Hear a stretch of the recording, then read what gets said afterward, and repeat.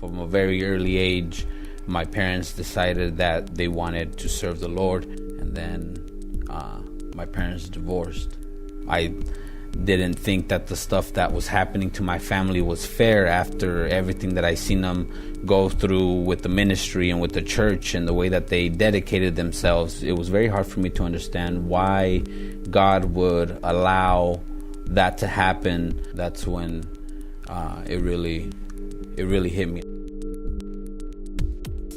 Constantly being incarcerated, the byproduct of all that came with drugs and a lot of debt all the time. Relationships never worked out, never able to hold a job, was constantly in and out of fast food restaurants. It was nothing good. It was during this time that I was being rebellious. I didn't care about anything. I didn't care if I ended up in jail for a long time.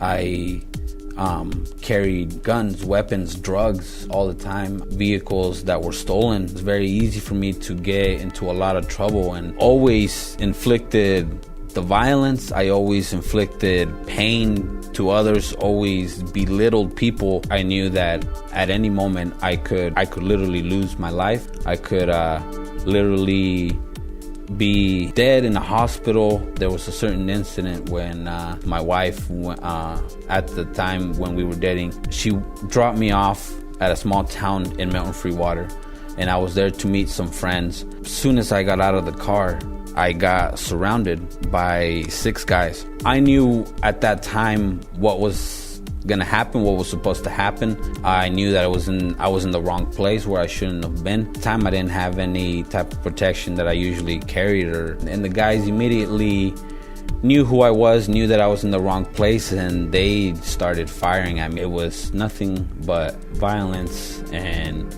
jail. Nothing ever successful happened to me.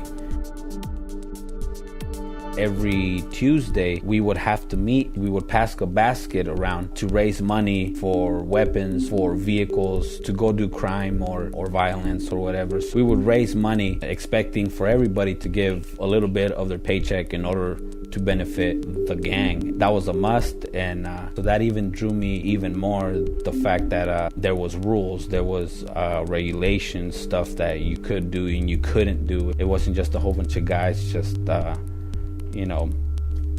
just playing around some games, trying to act hard or stuff like that. I like the fact that it was serious. I used to do drugs, and then during that high, anger would take over. It was crazy how anger had control of me. I would get angry over anything. I used to for no reason chase people because they looked at me wrong. I would beat people up. I would try to intimidate them, try to inflict fear on them, sometimes chase them all the way to their house just to find out where they live, catch them by surprise and beat them up, even maybe attack a family member. I mean, it got to that point where I thought I could do anything. I got my first DUI.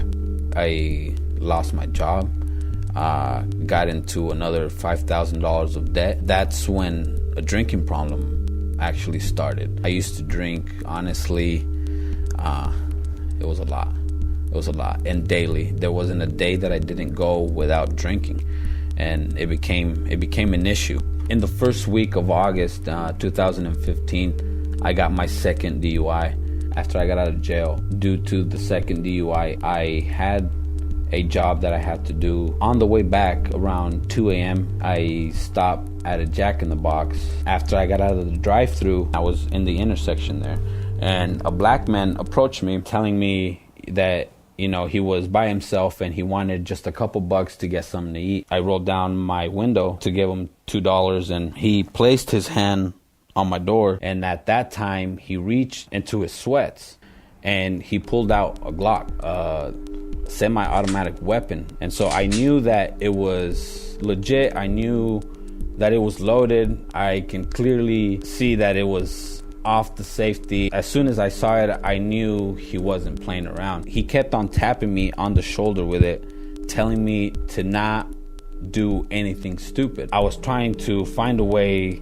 to get out, and I was just gonna pull away with him attached to my door, and I was just gonna take off. There was nobody in the streets. It was just me in that intersection and a couple people walking, did not know what was going on. And the only car that was coming in front of me was actually a cop.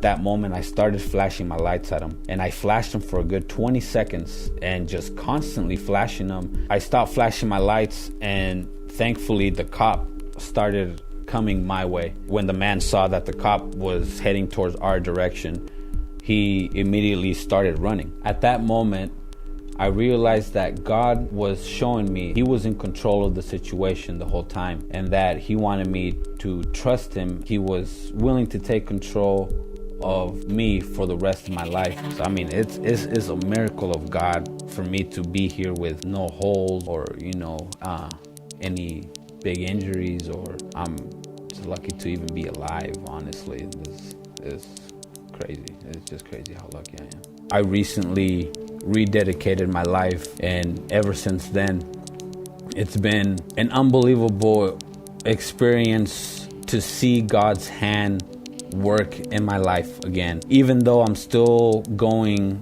through courts and still dealing with the consequences of my actions, God is actually working with me, and He's actually in control of my case. He's in control of my life. My license will not be suspended. I got a really good job. I recently got married. God is opening doors like I've never had them being open in my life. Ready to let go of that lifestyle and enjoying this gang at Hungry Generation, where nothing leads to violence. You can actually prosper spiritually, mentally, and even physically. It's attracting.